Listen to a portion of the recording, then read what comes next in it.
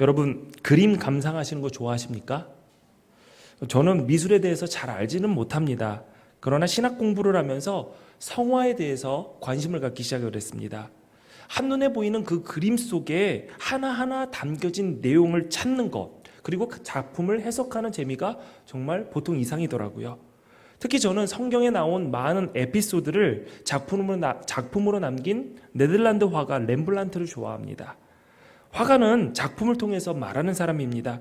작품 속에 자신이 해야 할 말을 하고 싶은 말을 담아서 보여줍니다.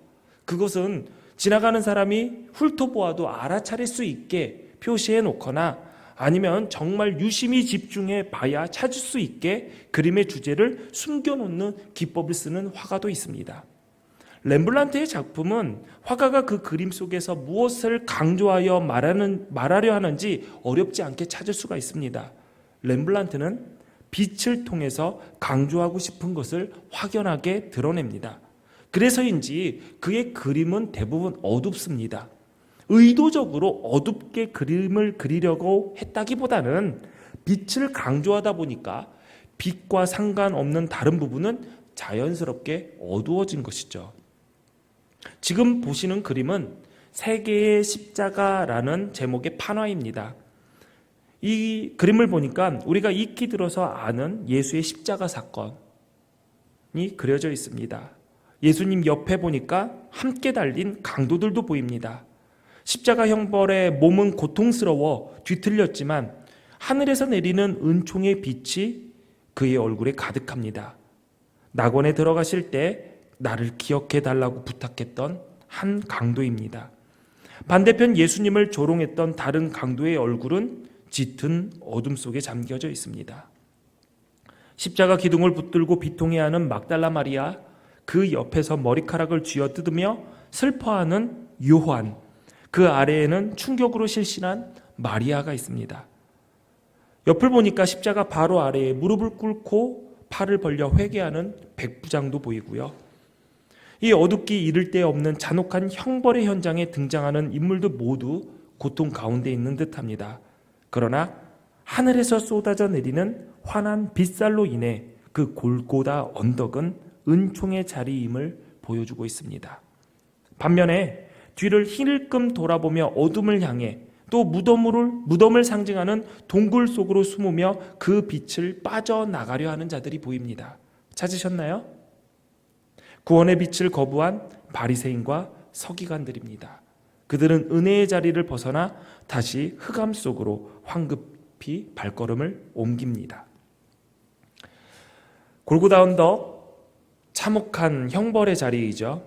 그래서 누구는 충격에 쓰러지고 누구는 좌절하여 머리를 쥐어뜯습니다. 그러나 하늘의 빛으로 인해 십자가는 구원의 상징이 되었고 그 십자가가 세워진 그 자리는 은혜의 현장이 되었습니다. 예수를 믿는다는 것, 십자가를 통해서 하늘로부터 쏟아진 그 은총의 빛을 받아 살아가는 것을 의미합니다.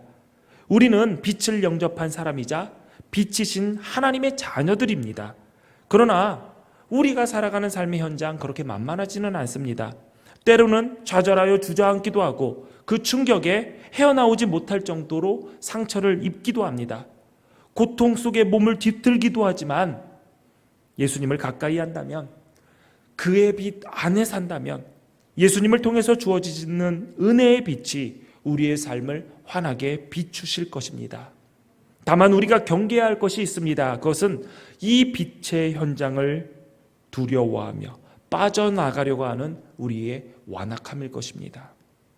오늘 우리는 주 안에서 빛이 되었기 때문에 빛의 자녀들이 행해야 할 삶의 열매가 무엇인가를 말씀을 통해서 함께 알아볼 것입니다.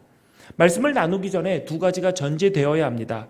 앞서 그림에서 보았듯이 십자가를 통해 은혜의 빛이 내린 것처럼 우리의 놀라운 신분의 변화는 주 안에서 일어난 것입니다.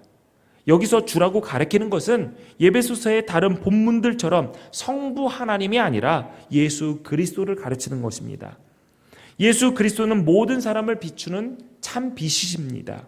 그러므로 주 안에서 라는 표현은 우리가 예수 그리스도를 주님으로 받아들이고 그의 주권적 통치 아래에 있어서 그분과 함께 빛이 되었음을 의미하는 것입니다.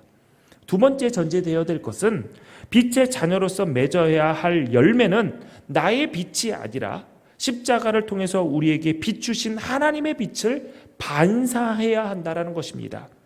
내 생각으로 빛의 열매라고 판단하는 것이 아니라 모든 것은 하나님의 뜻에 합당한 것인가, 합한 것인가 분별하는 것이 매우 중요합니다. 이 점을 기억하시면서 우리가 빛의 자녀로서 맺어야 할 열매에 대해서 함께 나눠보도록 하겠습니다. 바울은 하나님을 본받는 삶, 예수 그리스도께서 보여주신 사랑을 모방하는 삶의 결과로 세 가지 열매를 제시합니다. 그것은 착함과 의로움과 진실함입니다. 지금까지 에베소서 5장에서 말한 하나님을 본받는 삶, 예수 그리스도의 사랑을 닮아가는 삶, 즉 빛의 열매는 착함과 의로움과 그리고 진실함으로 귀결된다라는 뜻입니다. 여기서 착함에 해당되는 아가도 시내에는 일반적으로 도덕적인 선을 가리킵니다. 그러나 이것은 타고난 성품을 뜻하는 착함이 아닙니다. 우리가 만나는 사람들 가운데서도 신앙의 유무와 상관없이 누가 봐도 타고난 성품이 착한 사람들이 있습니다. 오늘 본문이 말하는 그 착함, 빛의 열매의 착함은 내가 타고난 성품이 착하고 선한 것을 의미하지 않습니다. 여기에서 말하는 착함은 의지적으로 내가 노력해서 선하게 사는 삶을 가리키는 표현입니다. 즉 빛의 열매란 의지적으로 내가 선한 행위를 하겠다라는 결단 속에서 맺어지는 것이라는 거죠. 이것은 무엇을 말하는 것일까요? 나한테 잘하고 유익이 되는 상대에게만 선으로 대하는 것은 여기서 말하는 선이 아니라는 것입니다. 오히려 그와 정반대로 나에게 해가 되고 그러므로 내가 어떠한 큰 손해를 입는다 할지라도 빛의 자녀인 우리가 나타내야 하는 행위는 선함이라는 것을 이야기하고 있습니다. 이 같은 원리에 대해서 예수님은 이렇게 말씀하셨습니다. 마태복음 5장 46절 48절을 보니까 너희가 너희를 사랑하는 자를 사랑하면 무슨 상이 있으리요? 세리도 이같이 아니하느냐? 또 너희가 너희 형제에게만 무난하면 남보다 더하는 것이 무엇이냐? 이방인들도 이같이 아니하느냐? 그러므로 하늘에 계신 너희 아버지의 온전하심과 같이 너희도 온전하라. 성도가 맺어야 할 빛의 열매는 예수님을 모르는 사람, 하나님을 알지 못하는 일반인들, 그러한 경우를 초월해야 한다는 것입니다. 우리가 착한 일, 선한 일이라고 하는 것을 따지고 보면 민족을 돈에 팔아먹은 죄인 중에 죄인인 세리들도 하는 선한 행동의 수준일 경우가 많습니다. 내가 사랑하는 사람에게 잘해준다? 나에게 유익이 되는 사람에게 잘해준다? 나랑 마음이 맞는 사람과 맞는 사람에게 선을 베푼다? 이것은 하나님을 알지 못하는 이방인들도 늘 하고 있는 것입니다. 자신과 가까운 사람들에게 선을 베풀고 있지 않느냐? 그들도 그렇게 하는데 하나님의 자녀인 너희들은 그 선한 행위가 이 수준을 뛰어넘어서 어디까지 다다라야 되느냐?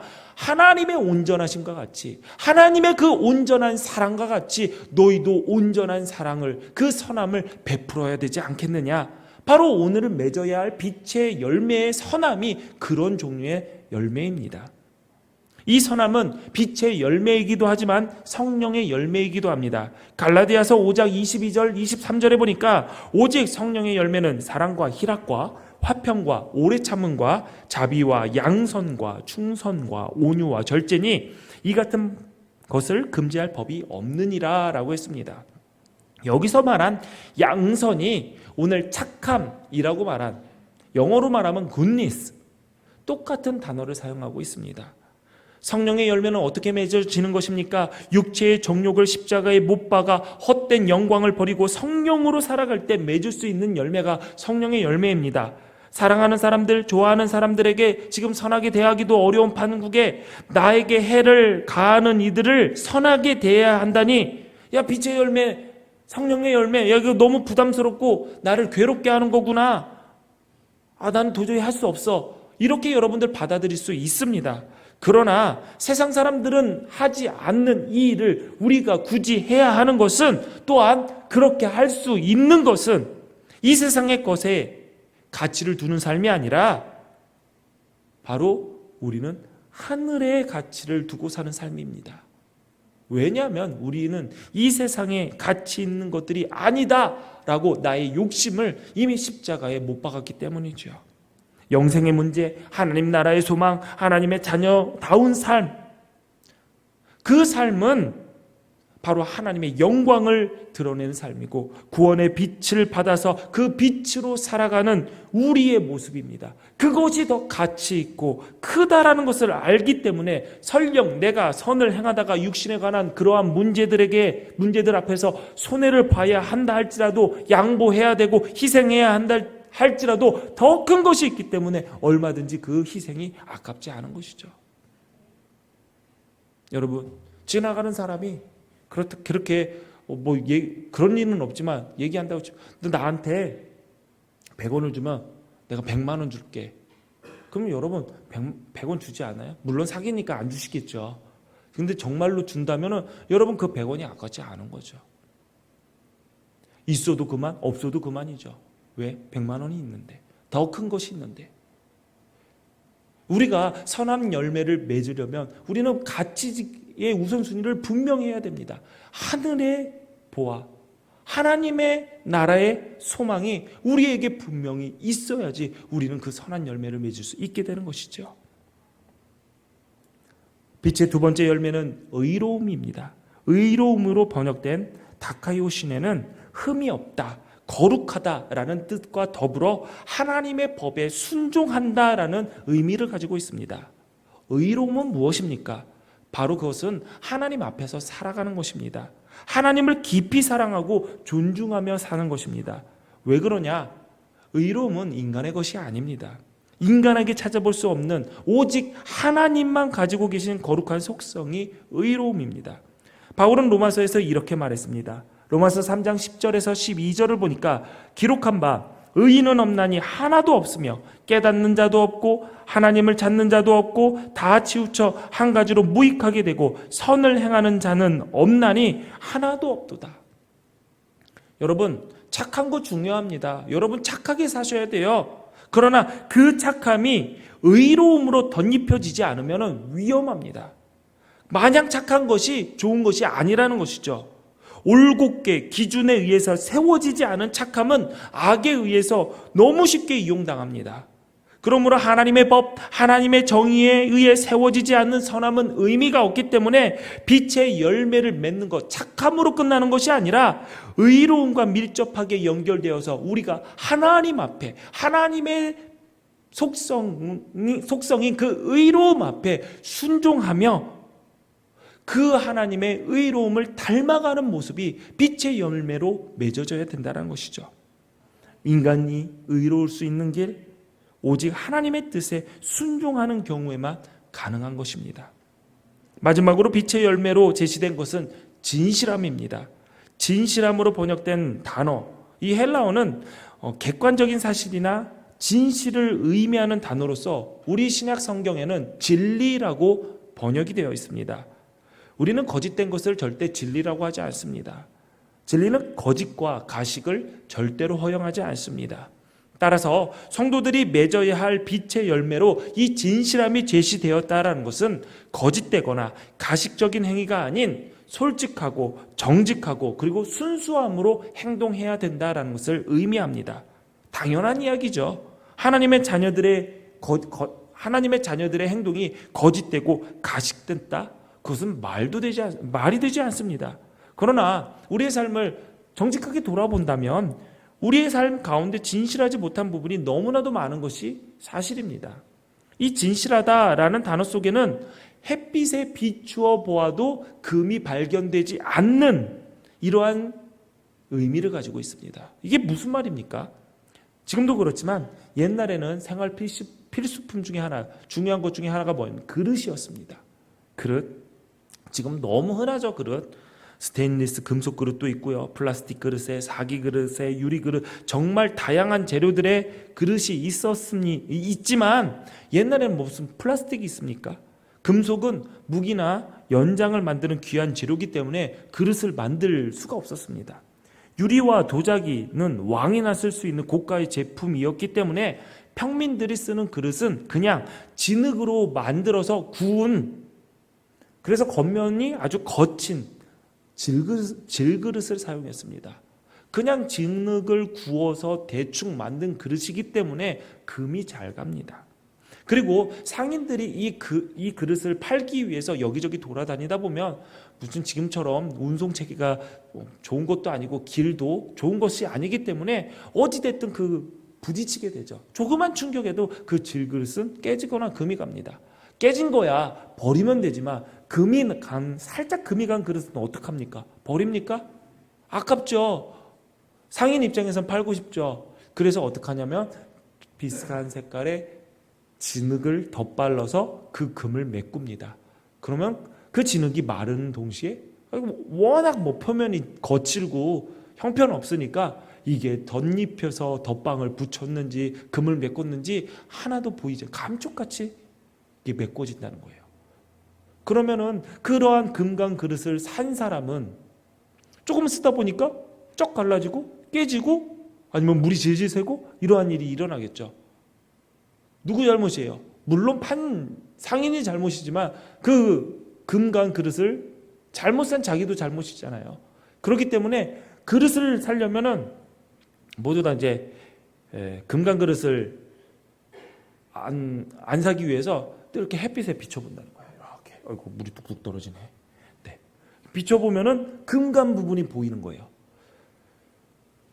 이 진실함이라는 것은 햇빛에 비추어 보아도 금이 가지 않은 상태를 의미한다라는 거. 무슨 말입니까? 진흙에 덧발려지지 않았다라는 것을 의미합니다.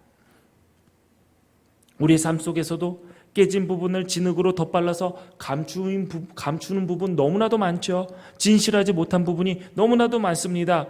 멀쩡하게 아무런 문제가 없는 듯한 사람이 있습니다.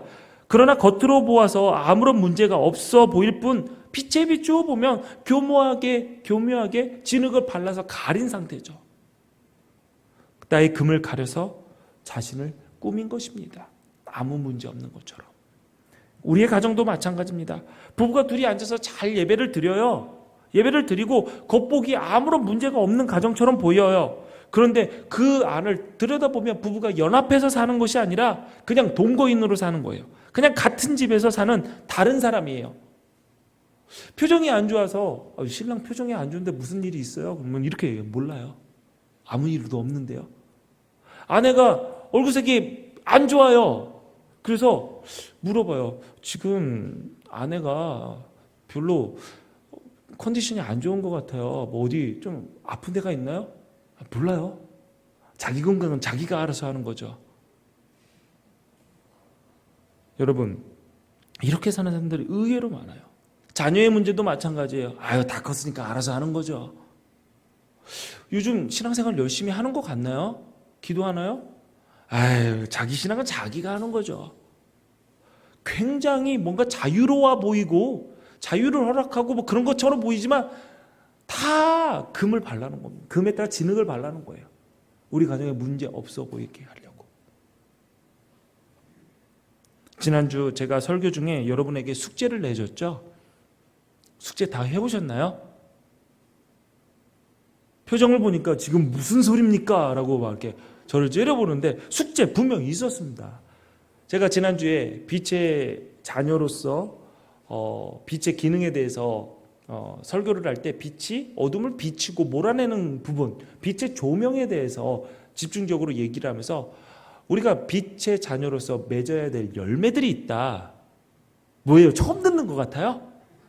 그래요. 처음 들으신 분도 계실 거예요. 그 열매를 삶 속에서 어떻게 열매를 어떻게 맺고 있는가 한번 생각해 보라고 숙제를 내줬습니다. 찬양대는 대부분 지난주에도 오셔가지고 찬양하면서 자리를 지키셨기 때문에 이 숙제를 해왔을 줄 믿고 찬양대 가운데서 한 분을 모셔다가 놓고 숙제 검사를 하겠습니다. 네, 저를 보시죠. 네. 제가 설마 이제 뭐 여기에다가 숙제 검사 하겠습니까? 근데 저는 제가 숙제를 하려고 했어요. 근데 제 삶을 보니까 너무 뻔해요. 아침 먹고 땡, 점심 먹고 땡, 저녁 먹고 땡. 창문을 열어보니 비가 오더니 똑같아요.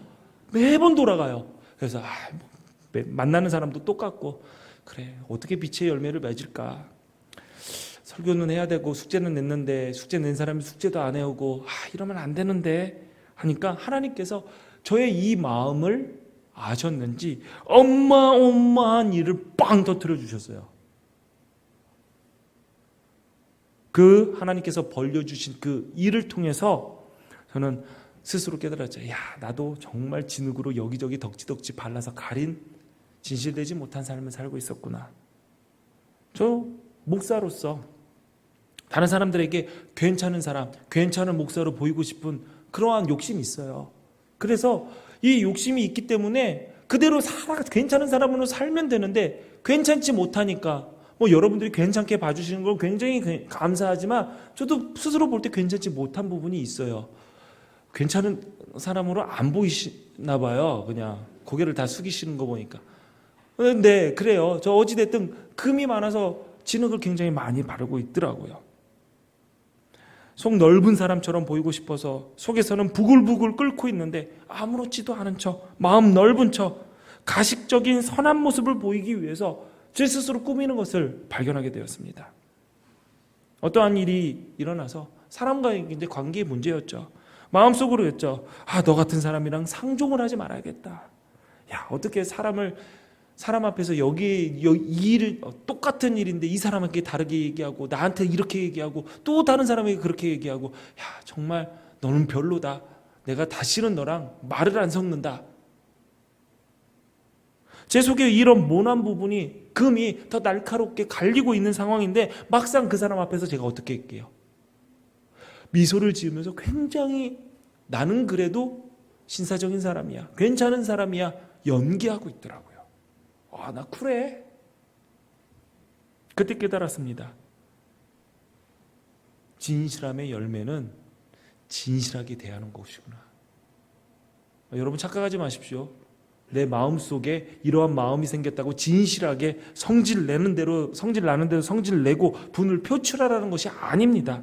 내가 밖으로 보여지고 싶은 그 모습, 신사적이고 예의 있고 배려심 있고 괜찮고 속 넓고 쿨해 보이는 그렇게 연기하지 말고 실제로 마음을 정리해서 겉과 속이 똑같게 진실하게 나가라는 것이죠. 마음 또한 정말 괜찮다면 내가 괜찮게 대하는 것이 가식은 아니잖아요. 쿨한 척이 아니라 마음도 쿨하게 진실한 마음으로 상대를 대하자. 하나님을 따라서 그 진리 안에서 지어진 존재답게 겉과 속이 착함과 의로움으로 새롭게 되는 그 새로운 피조물로 내가 지음받자. 제가 지난주에 낸 숙제에 저의 답입니다. 제가 운전을 하다 보면 햇빛 때문에 눈물을 흘릴 때가 종종 있습니다. 그러면 얼른 선글라스를 꺼내서 씁니다.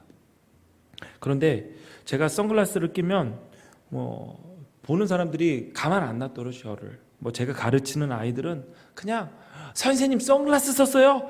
멋진 척하지 마세요. 야, 얘들아, 선생님 선글라스 썼다. 그러면 그래요. 벗어라. 나 눈물 나서 쓰는 건데. 그러면 저는 그렇게 얘기해요. 진지하게 애들한테 알려줘요. 야, 멋진 척은 멋지지 않는 사람이나 하는 거야. 선생님은 멋진 척 하는 게 아니야. 그리고 멋진 척 할 줄도 모르고 멋진 척 할 필요가 없어. 왜? 나는 원래 멋져. 이런 농담을 자주 해요. 근데 이 농담 속에 진리가 있더라고요.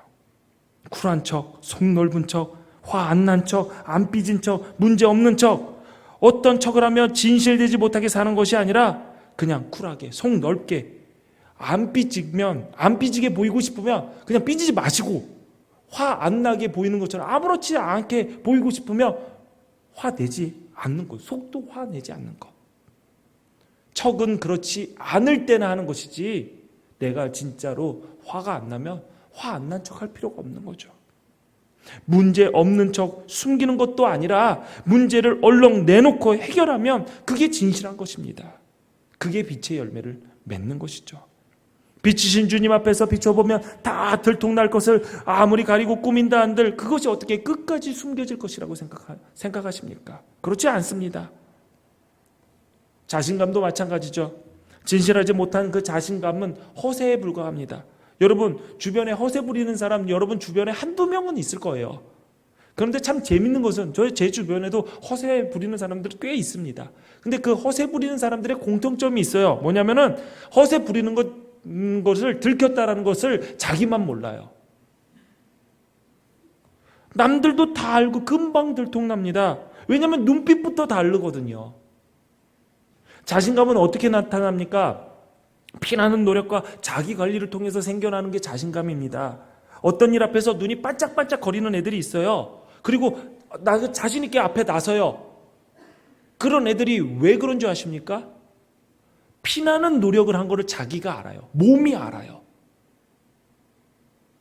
그리고 내가 이것을 이루기 위해서 나의 것을 포기하고 내가 나의 삶을 관리하고 통제했다는 것을 본인이 알아요. 그러니까 내가 말을 하지 않아도 그 눈빛 속에서 그 자신감이 드러나게 되어 있습니다. 눈이 살아있는 애들이 있어요. 모든 말씀은 나에게 비춰, 자녀에게 비춰보지 마시고, 믿음도 마찬가지예요. 신앙생활을 하면서 자신의 나약함을 믿음 강한 척, 지능으로 가리는 경우가 굉장히 많아요.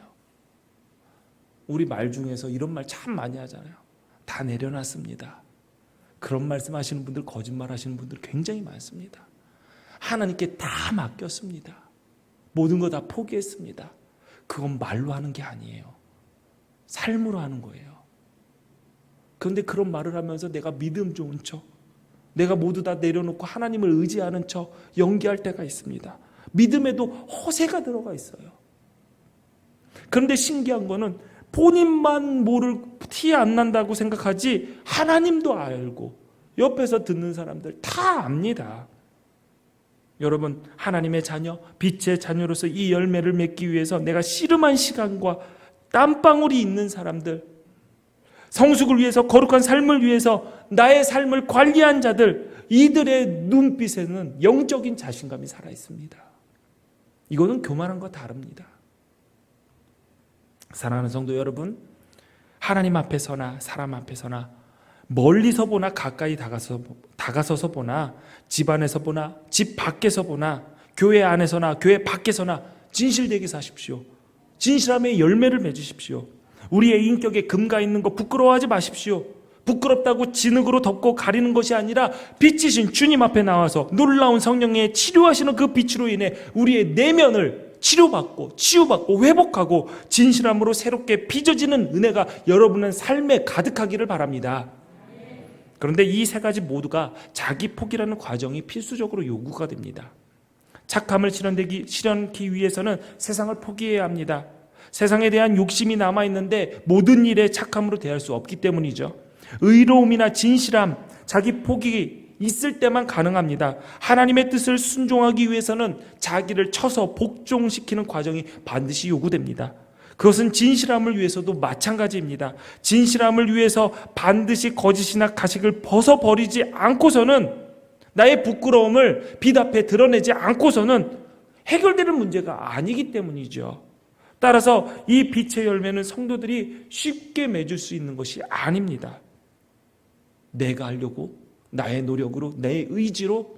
여러분, 내 의지 믿지 마십시오.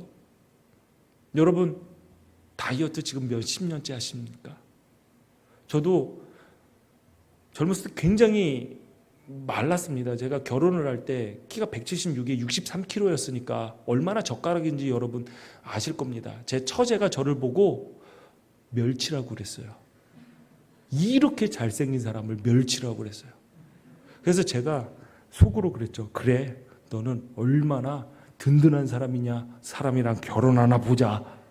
그랬더니 결혼했어요. 이분과. 예. 원래 그런데 제가 결혼을 하고 나서 거의 18kg를 쪘죠. 무릎이 아파오기 시작하더라고요. 그래서 다이어트를 시작했습니다. 7년 전에. 근데 안 빠져요. 안 빠지는 이유 너무나도 잘 알고 있습니다. 제가 밥을 안 먹고 너무 배고프다 보니까 군것질을 많이 합니다. 밥보다 더 군것질을 많이 해요.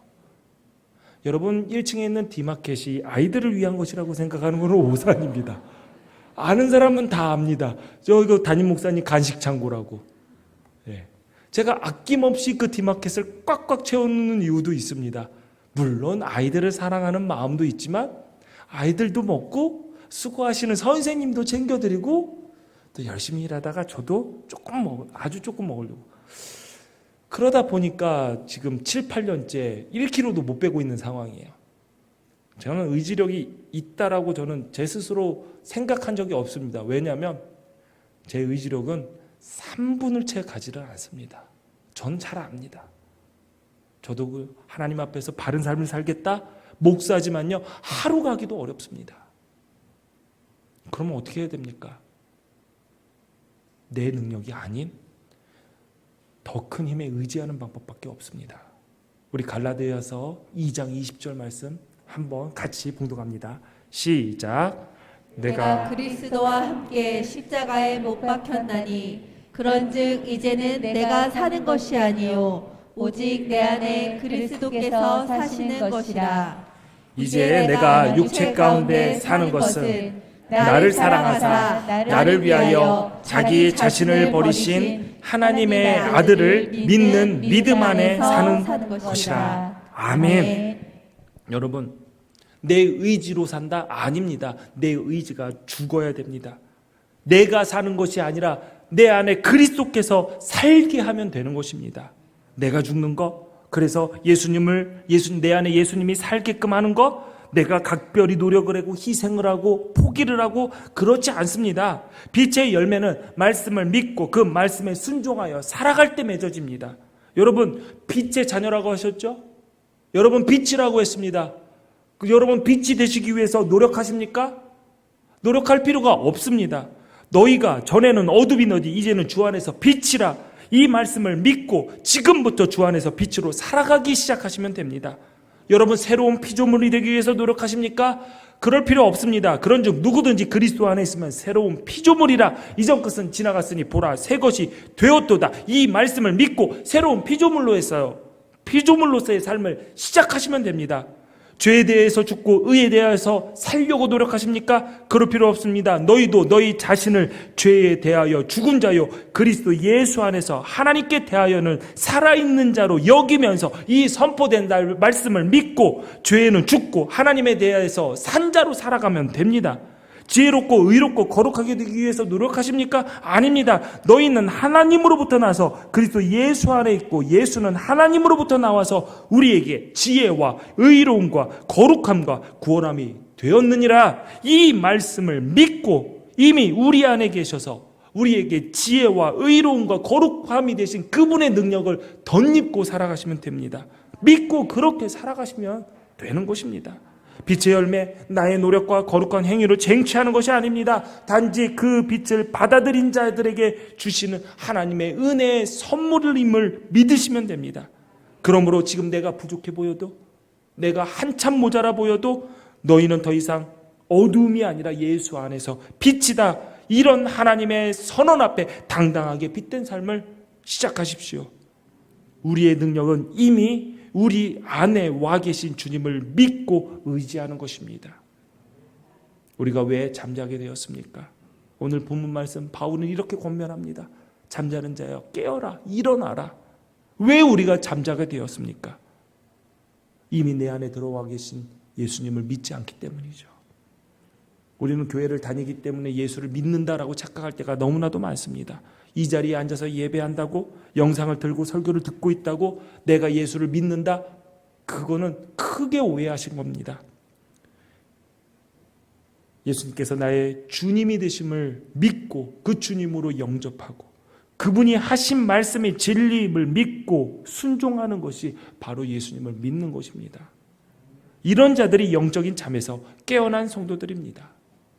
사랑하는 기독교의 성도 여러분, 예수님을 믿으십시오. 잠에서 깨어나십시오. 죽은 자들 가운데서 일어나 영광의 그리스도의 빛을 비추어 빛의 열매를 맺으십시오. 빛이신 주께서 우리와 함께 계십니다. 기도하십니다. 빛이신 주님, 우리를 주 안에서 빛이라 선언하시고 그에 합당한 열매를 맺게 하시니 감사합니다. 주의 빛을 비추는 자들답게 세상과는 다른 착한 행실의 열매를 맺게 하옵소서. 의로운 주님 앞에 순종하며 의로움의 열매를 맺게 하시고 진실하게 주어진 삶을 살아가며 믿음 안에서 승리하게 하옵소서. 예수님 이름으로 기도하옵나이다. 아멘. 다 같이 자리에 일어나셔서 하나님께 준비하신 예물을 드립니다.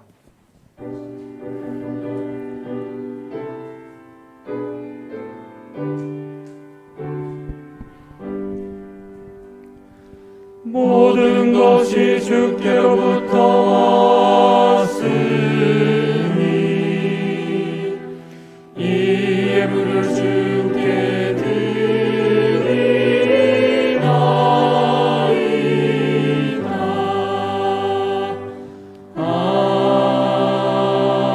아멘. 드려진 예물 위해서 기도하겠습니다. 빛이신 주님, 세상에 살면서 얻은 소득을 구별하여 하나님께 드립니다. 주님이 주신 것들 모두 다 하나님 나라를 위해서 그 빛의 열매를 맺기 위해서 쓰여진 것들이라고 믿습니다. 그리하여서 우리의 마음을 담아 하나님께 예물을 드립니다. 이 땅의 허탄한 영광을 쫓기 위해서 하나님께서 허락하신 것을 낭비하는 삶이 아니라 하나님 나라를 이루는 일에 동참하는 지혜로운 자들로 서게 하옵소서. 물질을 사랑하여 물질에 따라 살아가는 삶이 아니라 세상의 것보다 하늘 보화를 더 소중히 여기며 하늘의 영광을 쫓아 살아가는 빛의 자녀들 되게 하여 주옵소서. 이 예물을 맡아 사용하는 기둥교회도 함께하여 주셔서 인간의 생각과 욕심이 아닌 하나님의 뜻을 분별하여 이루는 일에 지혜롭게 세워주옵소서. 예수님의 이름으로 기도하옵나이다. 아멘.